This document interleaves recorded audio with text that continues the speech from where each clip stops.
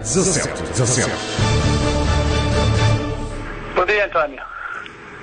Vamos Bom então dia, ouvir. Filipe. Vamos ouvir as tuas palavras então. Bom dia, Filipe e Sónia. Bom dia ao auditório.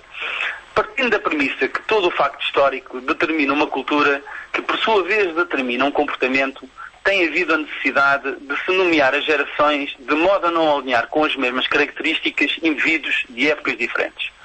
O comportamento dos jovens não é independente da época em que tenham vivido.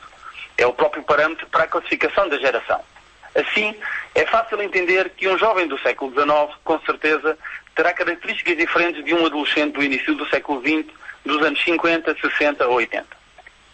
Dessa forma, optou-se por rotular as gerações com nomes específicos, independentemente da sua idade, já que as gerações envelhecem.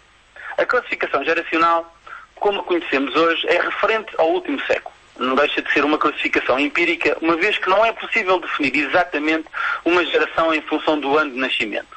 Não existe uma linha rígida a separar um ano do ano seguinte. Frequentemente, a mudança entre gerações ocorre ao longo de 3 a 5 anos, ou mesmo uma década, dependendo de e para quem se pergunta.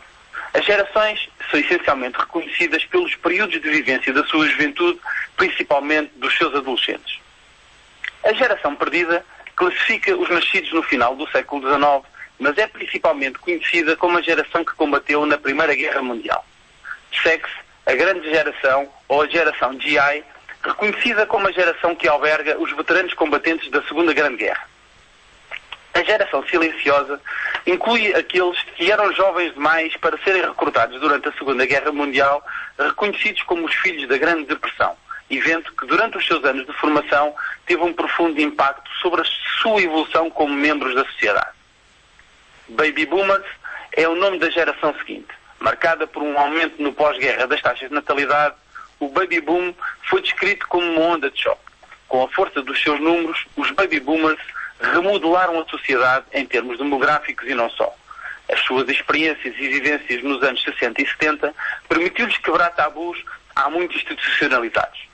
Cronologicamente, surge de seguida a geração X ou X, na qual me incluo. É geralmente definida como aqueles que nasceram depois do Baby Boom, por vezes referida como Baby Busters, por causa da queda de natalidade. Nascidos nos anos 60 e 70, são a geração da globalização, que viveu com intensidade os anos 80 e 90. Geração Y, Next Generation ou Generation Me, ou simplesmente geração do milénio, também por vezes referida como geração MTV, é a primeira a crescer com a presença generalizada da internet, a primeira geração a adotar amplamente os meios de comunicação.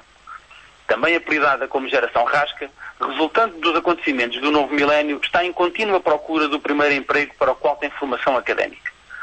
Para alguns, ainda nos encontramos nesta geração. Para outros, já é visível o aparecimento de uma nova, a Z, apelidada também de geração técnica ou simplesmente nova geração.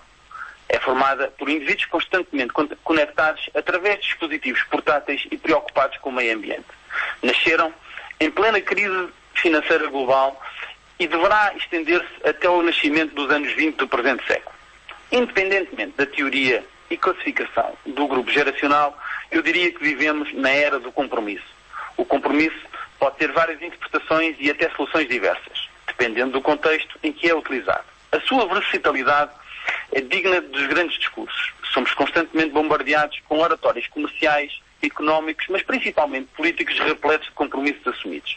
Ora, compromisso significa comprometimento, contrato, obrigação, promessa a cumprir. No entanto, o resultado final, se não mesmo o objetivo, é por muitas vezes distorcido através da solução de compromisso. E assim, acabamos no meio termo, no menos mal, na solução de consenso, como que harmonizando a falta de cumprimento. Vivemos tempos de ensaio, principalmente de tentativa e erro, que marcarão certamente e de forma determinante as futuras gerações. Por mim, aqui fica o compromisso. Estarei de volta de hoje a 8 dias para me ir dizendo o que vai na alma. Resta-me desejar uma boa semana e, se possível, repleta de compromissos. Bem-aja. 17.